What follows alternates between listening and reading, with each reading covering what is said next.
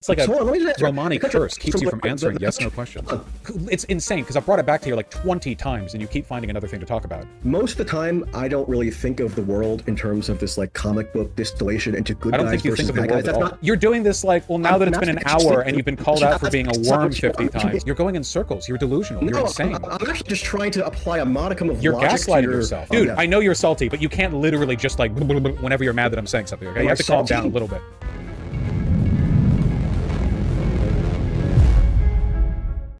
0% of you are subscribed. Fix that. Well, what's the I point I think moved it's away from? good that Ukraine can defend itself against Okay. a bad invasion. Even if it requires, like, say, U.S. state deception to achieve Allies aiding them. Yes, I like it when allies work together. It's like a that. power of Even friendship if anime it movie. involves some state deception on the part of the U.S. What You're okay with that? deception? Wait, first of all, I want to be clear because you're very selectively weaponizing this. Literally all international discourse between nations involves degrees of secrecy for national security reasons. This has always been the case and always will. Under And typically capitalism, the jobs of journalists is just shine light on what the government's doing, especially on issues of war and peace, which are among the most significant.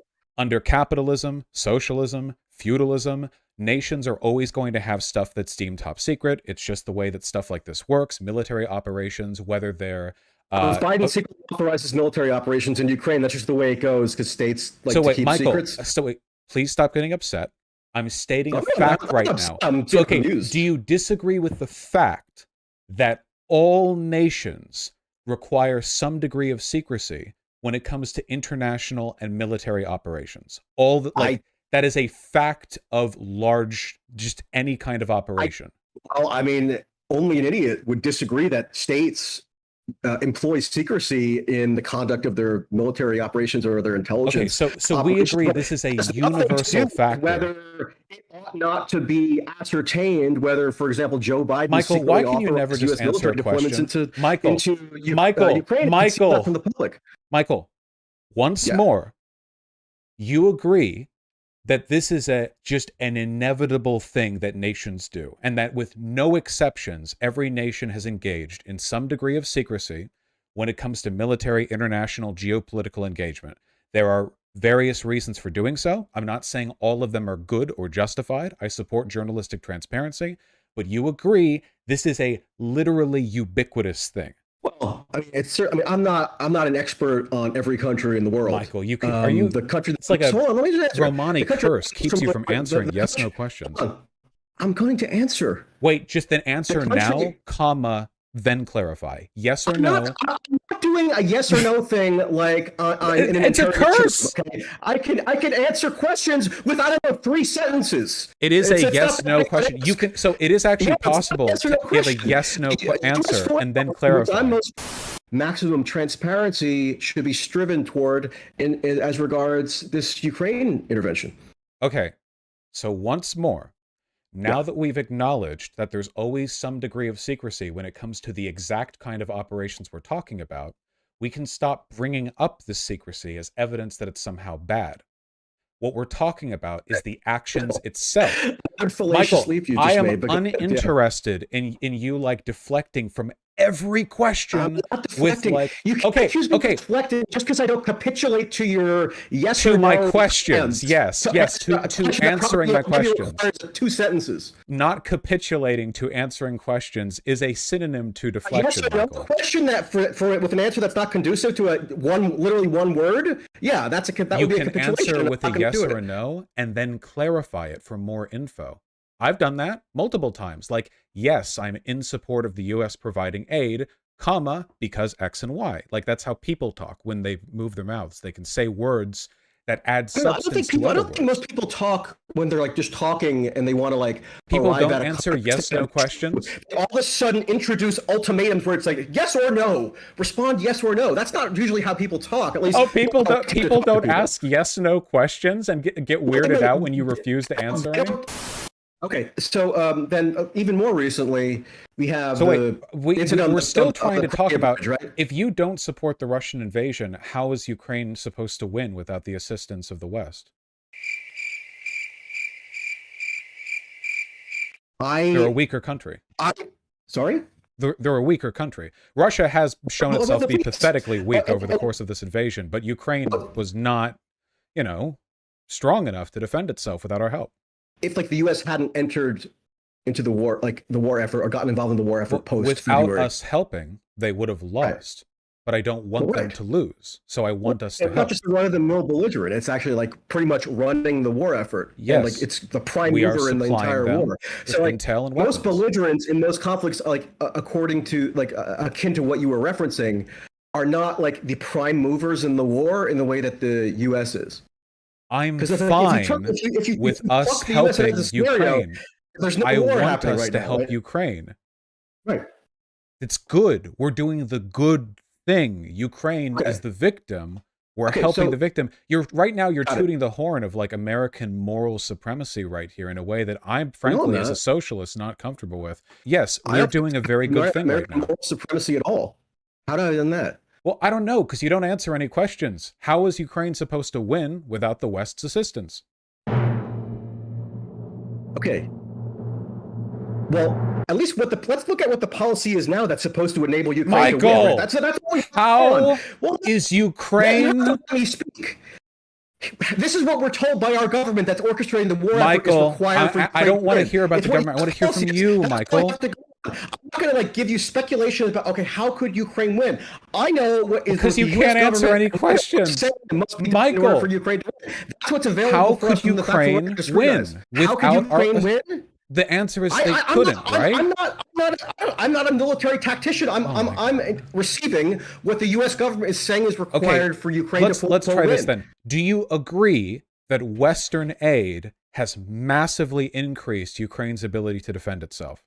Well, I mean, I think the U.S. is the most powerful military, state on Earth. So yeah, when it commits whole hog to funding a foreign belligerent's war effort, that's going to have a pretty significant impact. Yes, when we aid our allies, it goes a long way because we're very strong.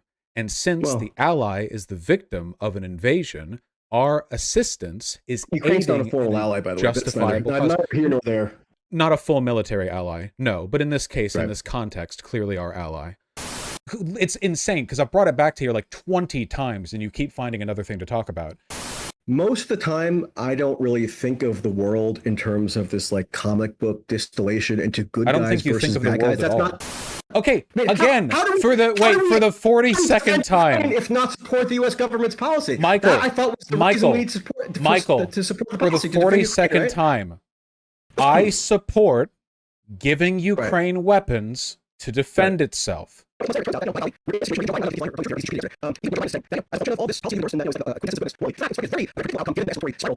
Participated in by dint of all these policy measures. So hold on. Michael, you've talked for like 6 minutes.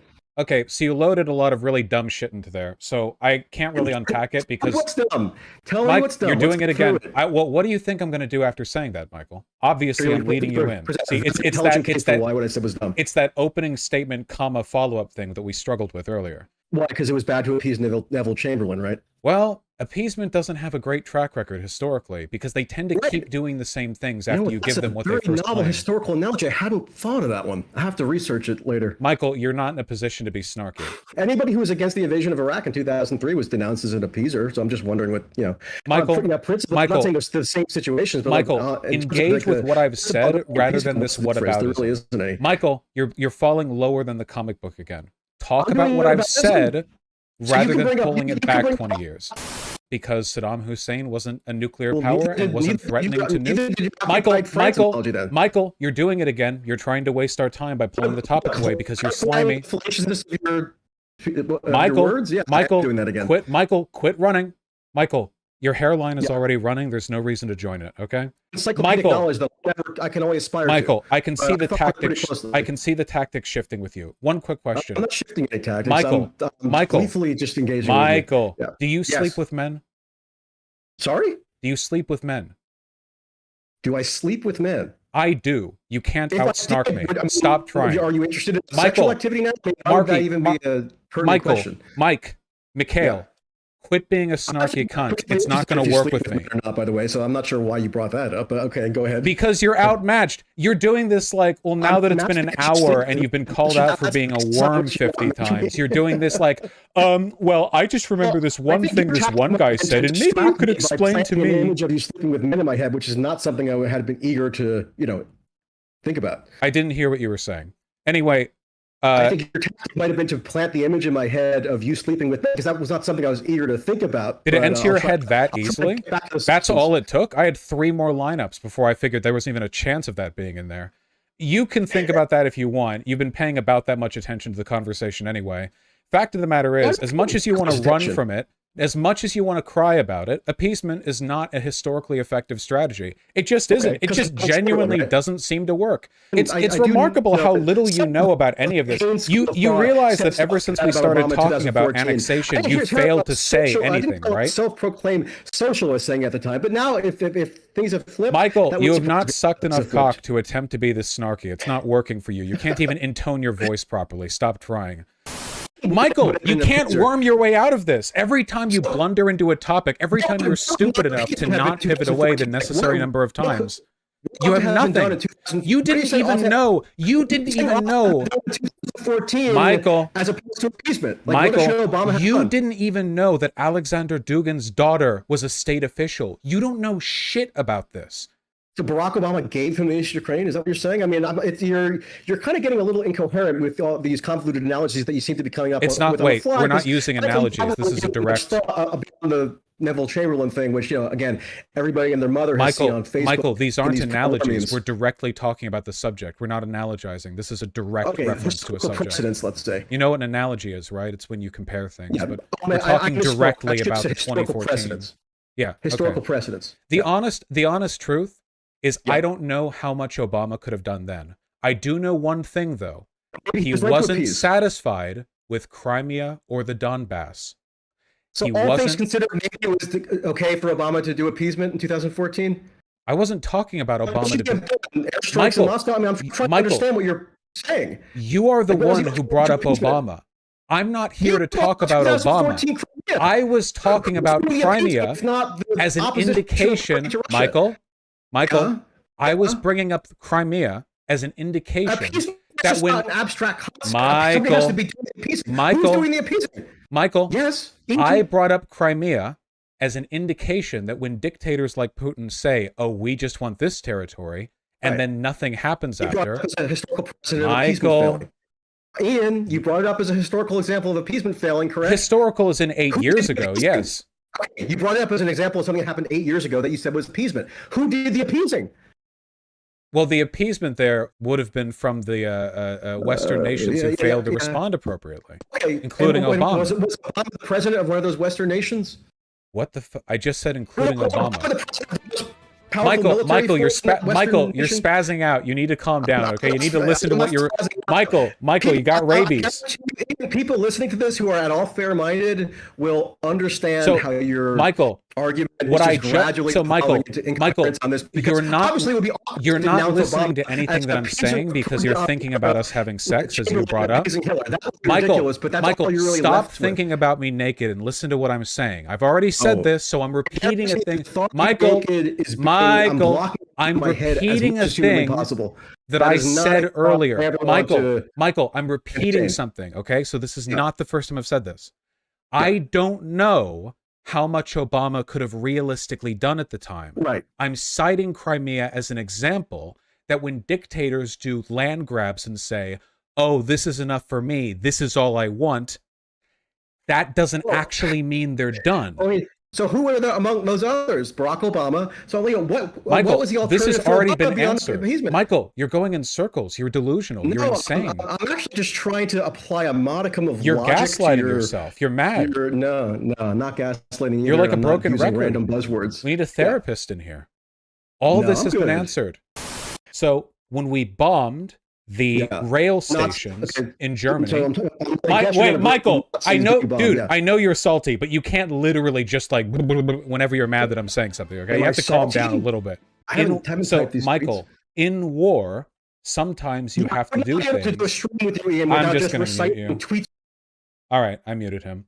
So to explain to anyone who's a fan of his, I guess, in war, sometimes civilians die.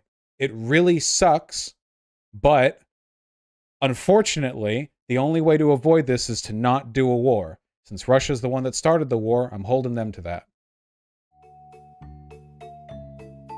He's still talking. He's still going. He's still going.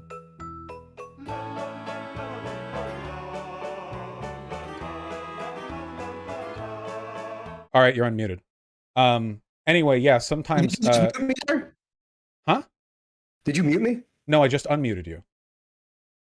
Was I muted when I was speaking before? I don't know. I couldn't tell a difference. What did you say? Okay.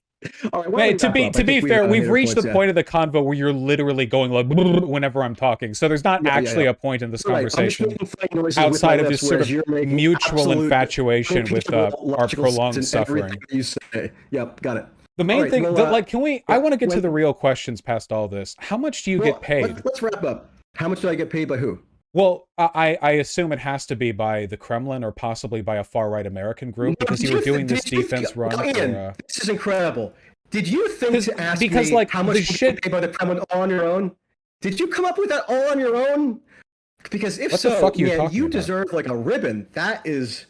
Yeah, really I had impressive. To wake up pretty early in the morning to come up with that one. It's impressive because it's about what I would expect given like the mental capacities. It can't be that much over the course of this. The Kremlin stream. Doesn't have that much money these days. Let me sincerely and in good faith respond. It can't be as much money as I get from the feds. No, and I'm not getting any rubles from Vlad. I'm not. Somebody's paying you to be government. retarded, Michael. I know you don't believe any of the shit you're saying here. This might be crazy. This might be crazy to you, but. No, I don't happen to be paid by the Russian government. Somebody's paying you, Michael.